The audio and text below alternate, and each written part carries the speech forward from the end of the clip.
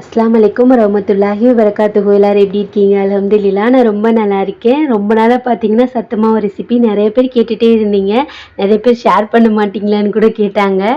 அப்படிலாம் இல்லை sister, already நான் ஷேர் பண்ணியிருக்கேன். இதில் என்ன இருக்குது, வீட்டில் அரைக்க முடிஞ்சவங்க அரைக்கிக்கோங்க, அரைச்சிக்கோங்க, வாங்க முடிஞ்சவங்க வாங்கிக்கோங்க. அதனால் பிரச்சனை இல்லை. சில பேர் வந்துட்டு வீட்டில் செஞ்சோம்னா கொஞ்சம் ப்ரைஸ் கம்மியாக இருக்கும்ல, அந்த மாதிரி கூட யோசிப்பாங்க. அது அவங்கவுங்க ஃபேமிலி சுச்சுவேஷன் பொறுத்து. அதனால் நீங்கள் யாருக்காவது இந்த வீடியோ யூஸ்ஃபுல்லாக இருந்தால் எனக்கு சந்தோஷம்தான். இப்போ சத்து மாவு நம்ம வீட்டில் காலியானனால வாங்கியிருக்கேன். நிறைய பேர் வாங்குறது பார்த்திங்கன்னா சத்து மாவு, கறி மசாலா. இப்போ வந்துட்டு ப்ரௌனி வந்துட்டு வாங்குகிற எல்லாருமே நல்ல ரிவ்யூ கொடுக்குறாங்க, அல்ஹம்துலில்லாஹ். நானும் பார்த்திங்கன்னா மற்ற பேர் கிண்டல் பண்ணுற மாதிரி நீ பெரிய பேக்கரா அப்படின்னு சொல்கிற மாதிரிலாம் இல்லை. எனக்கு தெரிஞ்சது ப்ரௌனி. அதுவும் பார்த்திங்கன்னா நான் தப்பு பண்ணி கற்றுக்கிட்டது தான். இப்போ வந்துட்டு ஓரளவுக்கு ஓகே, நமக்கே ஒரு என்ன சொல்கிறது கம்ஃபர்டபுள் இருக்கும்ல, கொடுத்தா ஒரு மாதிரி திருப்தியாக இருக்கும்ல, அந்த மாதிரி கொஞ்சம் சேஞ்ச் ஆகிருக்கு. அவ்வளோதான். இன்னமுமே நல்லா இம்ப்ரூவ் பண்ணணும், தெரியாத விஷயத்தெல்லாம் கற்றுக்கிறணும்.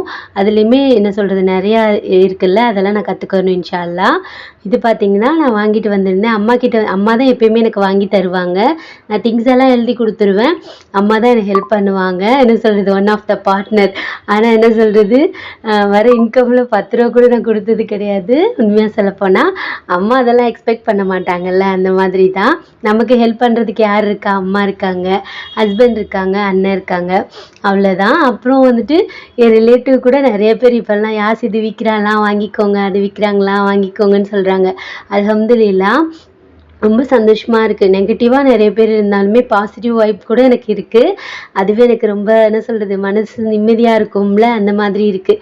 நெகட்டிவான பர்சனெல்லாம் இக்னோர் பண்ணிவிட்டு பாசிட்டிவான பர்சனெல்லாம் பக்கத்தில் வச்சுக்கிடலாம். ரொம்ப ஃப்ளூவெண்ட்டாக பேசினா இப்படி தான் தடுமாறிடும். இப்போ வந்துட்டு வறுத்தலான்னு சொல்லிட்டு இந்த பக்கெட்டில் தான் நான் எப்பயுமே அரைச்சி வைப்பேன். அதை வந்துட்டு நல்லா வாஷ் பண்ணிவிட்டு தொடச்சி வச்சாச்சு, ஈரமே இல்லாமல். ஃபஸ்ட்டு பிஸ்மில்லான்னு சொல்லிட்டு அடுப்பை ஆன் பண்ணிடலாம். அடிகனமான பாத்திரமாக எடுத்துக்கலாம். நம்ம வீட்டில் குக்கர் தான் நல்லா வெயிட்டான பாத்திரமா இருக்குமா, அதனால் அதே எடுத்துக்கிட்டேன். நான் ஒவ்வொரு இன்க்ரீடியன்ஸாக நான் வறுக்க சொல்கிறேன். நீங்களும் வந்துட்டு வாங்கி அரைச்சிக்கோங்க. நீங்கள் குட்டி ஃபேமிலியாக இருந்துச்சுன்னா 100 கிராம் வாங்கிக்கோங்க, அதுவே உங்களுக்கு கரெக்டாக இருக்கும். அரைச்சோம்னா கொஞ்சம் அதிகமாக தான் வருமா, அதனால தான். இது பார்த்திங்கன்னா சிவப்பரிசி. இதுலேயே நிறையா பெனிஃபிட் இருக்குது. இந்த மாவு ஒன்று தான் நான் காலைல பிரேக்ஃபாஸ்ட்டுக்கு யூஸ் பண்ணுறது. இது கொடுத்தா ஒரு மாதிரி நிம்மதியாக இருக்கும். பிள்ளைங்களுக்கு இந்த சத்தான ஏதாச்சும் ஒன்று கொடுக்குறோன்னு சொல்லிட்டு இதை நல்லா வறுத்து எடுத்துக்கலாம். அடுப்பை வந்துட்டு மீடியம் ஃப்ளேமில் வச்சுக்கோங்க. ரொம்ப ஹை ஃப்ளேமில் வச்சுட்டிங்கன்னா உடனே வறுத்த மாதிரி இருக்கும், சம்டைம்ஸ் தீஞ்சு போயிடும். தீஞ்சு போச்சுன்னா அந்த கூழோட டேஸ்ட்டே வந்துட்டு மாறிடும். அதனால தான் பொறுமை ரொம்ப முக்கியம். இதை ஃபுல்லாக வறுக்கணுன்னா எப்படியும் எனக்கு 1 hour ஆகும். நான் பொறுமையாக நின்றுட்டே வறுத்துட்ருப்பேன். அன்றைக்கி ஃபுல்லாக வந்துட்டு நமக்கு தான் வயசாகிடுச்சுல்ல, அதனால கால் வலி வந்துடும். என்ன பண்ணுறது, 30+ ஆனாலே இந்த பிரச்சனை வந்துடுது எல்லாருக்குமே. இது பார்த்திங்கன்னா சோயா. ஃபஸ்ட்டு சிவப்பரிசியை வறுத்துட்டு ஒரு அகலமான பிளேட்டில் வந்துட்டு ஆற வச்சுட்டேன். நெக்ஸ்ட்டு பார்த்திங்கன்னா சோயாவை வறுத்துட்ருக்கேன்.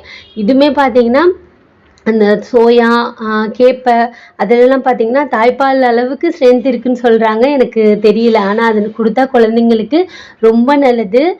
சோயாவும் இந்த அளவுக்கு வறுத்துக்கிட்டேன். ஒரு பொன்னிறமாக வரும்ல, நம்ம வறுக்கவே ஒரு மாதிரி நல்ல வாசனை வரும். அந்த ஸ்டேஜில் வந்துட்டு எடுத்துடணும். அதுக்கு மேலே வறுத்தோம்னா தீஞ்சு போக நிறைய சான்ஸ் இருக்குது. நெக்ஸ்ட்டு பார்த்திங்கன்னா கடலைப்பருப்பு நீங்கள் வந்துட்டு ஃபஸ்ட் டைம் எல்லாமே ஈக்குவல் குவான்டிட்டி தான் நான் எடுத்துக்கிடுவேன். 1/4 கிலோனா 1/4 கிலோ எடுத்துக்கிடுவேன். 100 கிராம்னா 100 கிராம் எடுத்துக்கிடுவேன். நீங்கள் ஃபஸ்ட்டு ஸ்டார்டிங்கில் அரைக்கிறீங்கன்னா 100 கிராம் வாங்கிக்கோங்க எல்லாமே. கடலைப்பருப்பையும் வறுத்துட்டு அதே மாதிரி தான் ஆற வச்சு தான் பக்கெட்டில் போடுவேன். நெக்ஸ்ட்டு பார்த்திங்கன்னா பச்சை பயிறு. நம்ம சுண்டல் செய்வோம்ல, அந்த பயிறு தான் இது. ஸ்கின்ல போட்டாலே அவ்வளோ க்ளோவாக இருக்கும். மோஸ்ட்லி நம்ம டேக் உள்ளே எடுத்துக்கிறது தான் பார்த்திங்கன்னா நம்ம ஸ்கின்னை க்ளோவாக ஆக்குறது, நமக்கு வந்துட்டு ஆரோக்கியமாக வச்சுக்கிறது. நம்ம வெளியில் அப்ளை பண்ணுறதை விட நம்ம சாப்பிட்றதுல தான் பார்த்திங்கன்னா நமக்கு நிறைய சேஞ்சஸ் இருக்கும். நம்மலாம் வீட்டில் இருக்கும்போது நான் நிறையா கொடுப்பேன், பீட்ரூட் ஜூஸ் அப்படி இப்படின்னு சொல்லிட்டு. இப்போல்லாம் அவ்வளோவா கொடுக்க முடியல. என்ன சொல்கிறது, அவங்க லீவில் இருந்தாங்கன்னா நம்ம எந்திரிக்கும் போது கடகடன்னு செஞ்சு கொடுத்துருவோமா. ஸ்கூலுக்கு போகும்போது வேலை முடிஞ்சால் போதும்னு சொல்லிட்டு சட்டுன்னு ஏதாச்சும் ஒன்று ரெடி பண்ணி கொடுத்துட்றோம். அதனால தான் இந்த மாதிரி கூழ் ரெடி பண்ணி கொடுத்துட்டோம்னா பாப்பாவும் சாப்பிட்டுக்கிறாங்க, கொஞ்சம் ஸ்ட்ரென்த்தாகவும் இருக்கும், அவங்க உடம்புக்கும் நல்லதில்லை. அதனால தான் இந்த மாதிரி நான் ரெடி பண்ணி கொடுக்குறேன். கொடுக்குறது.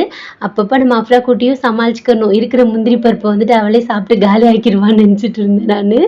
ஏன்னா பாப்பாவுக்கு முந்திரி பருப்பு ரொம்ப பிடிக்கும். அதில் எடுக்க மாட்டேன், ஏன்னா வந்துட்டு அதில் குவான்டிட்டி கம்மியாயிரும்ல. நான் தனியாக பாப்பாக்குன்னு வச்சுருப்பேன், அதை எடுத்து கொடுத்தாச்சு. இது பார்த்தீங்கன்னா பார்லி அரிசி, இதையும் நல்லா வறுத்து எடுத்துக்கிறலாம். இதில் நிறைய இன்க்ரீடியன்ஸ் போடுவாங்க. நான் பார்த்தீங்கன்னா குறிப்பிட்ட இன்க்ரீடியன்ஸ் தான் போடுவேன். நிறைய பேர் உளுந்து போடுவாங்க, அப்புறம் வந்துட்டு கொள்ளு போடுவாங்க. அதெல்லாம் நான் ஸ்கிப் பண்ணிடுவேன். உளுந்து போட்டால் கூழ் வந்துட்டு ரொம்ப வலுவலுன்னு இருக்கிற மாதிரி இருக்குமா, அதனால் அதெல்லாம் நான் எடுத்துட்டேன். கொள்ளும் பார்த்தீங்கன்னா நல்லது தான் உடம்புக்கு, ஆனால் ஹீட்டுன்றனால நான் சேர்க்கறதில்ல. பாப்பா கொடுக்குறோம் அப்படின்னு சொல்லிட்டு. மேடம் எப்படி உட்காந்துருக்காங்க பாருங்கள், அவளை விரட்டி விட்டுட்டேன் நான் முந்திரி கொடுத்து. அப்படியே அந்த என்ன சொல்கிறது, டோங்லியா அவங்க பேர் என்னது, சைனீஸ்காரங்க மாதிரியே இருக்கா. மொட்டையை போட்டவுடனே அச்சல் அவங்கள மாதிரியே இருக்கா. நம்ம படிக்கும் போது டோரா வந்துச்சு. நான் 12th ஸ்டாண்டர்ட் படிக்கும் போது டோரா போட்டுட்டு இருப்பாங்களா, அதை பார்த்து நான் சாப்பிட்டுட்டு இருந்தேன். இப்போ என் பிள்ளையும் அதையே பார்த்து சாப்பிட்டு வளர்ந்துக்கிட்டு இருக்கு. என்னத்த சொல்ல, அவள் பிள்ளை வளர்ந்தாலும் இந்த டோரா வந்துட்டு கண்டினியூ ஆகும் போல் இருக்குது. இப்போ பார்லியும் நல்லா வறுத்துட்டேன். அப்புறம் வேர்க்கடலை பார்த்தீங்கன்னா நான் வறுத்த வேர்க்கடலை தான் யூஸ் பண்ணுறேன், பச்சை வேர்க்கடலை இல்லை. கடையிலே வறுத்து தான் கொடுப்பாங்க, இருந்தாலும் நம்ம ஒன் டைம் வறுத்துக்கணும்ல, அதனால் நானும் வறுத்துக்கிட்டேன். இதை வந்துட்டு தோல் ரிமூவ் பண்ணணும், அதுக்காக நான் வேறு பிளேட்டுக்கு மாற்றிக்கிறேன். நெக்ஸ்ட்டு பார்த்தீங்கன்னா சம்பா கோதுமை. இந்த கோதுமை பார்த்தீங்கன்னா இப்படி தான் இருக்கும். நம்ம தானியம் விற்கும்ல, அந்த கடையில் வாங்கினீங்கன்னா எல்லாமே கிடைக்கும். அரிசி கடை தான் நினைக்கிறேன், தானியம் எல்லாமே விற்பாங்கல்ல, அங்கே வாங்கினீங்கன்னா கொஞ்சம் ப்ரைஸும் கொஞ்சம் கம்மி பண்ணி தருவாங்க. எல்லாமே நான் உங்களுக்கு எக்ஸ்பிளைன் பண்ணிட்டேன், வேணும்னா கண்டிப்பாக வாங்கி ட்ரை பண்ணி பாருங்கள். இப்போ அதையும் வறுத்து ஒரு பிளேட்டுக்கு மாற்றியாச்சு. நெக்ஸ்ட்டு பார்த்தீங்கன்னா துவரம் பருப்பு, நம்ம சாம்பாருக்கு யூஸ் பண்ணுவோம்ல, அந்த பருப்பு தான். இதில் மோஸ்ட்லி கடலைப்பருப்பு, துவரம் பருப்பு, பச்சை பயிறு அது எல்லாமே யூஸ் பண்ணுவோம். இதையும் பார்த்தீங்கன்னா நல்லா பொன்னிறமாக அந்த வாசனை வரும் தெரியுமா, அந்த அளவுக்கு வறுத்துக்கலாம். இப்போ வேர்க்கடலை வந்துட்டு தோல் ரிமூவ் பண்ணிக்கிட்டு இருந்தேன். தோல் ரிமூவ் பண்ணாமலும் போடலாம், இருந்தாலும் நம்ம பர்ஃபெக்டாக பண்ணும்ல, அதனால் தோலை ரிமூவ் பண்ணிக்கிட்டு இருந்தேன். இங்கிட்டு பார்த்தீங்கன்னா பருப்பும் நல்லா வறுத்தாச்சு.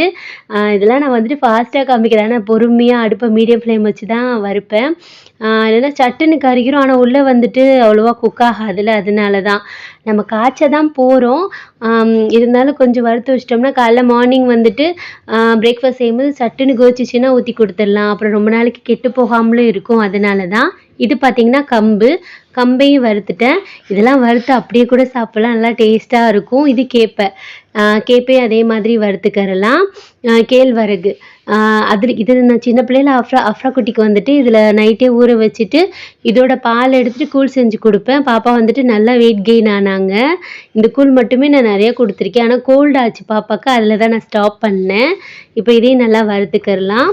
இது வந்துட்டு ஜவ்வரிசி வந்துட்டு சில பேருக்கு எப்படி வறுக்குதுன்னு தெரியாதவங்களுக்கு சொல்கிறேன், நிறைய பேருக்கு தெரியும்.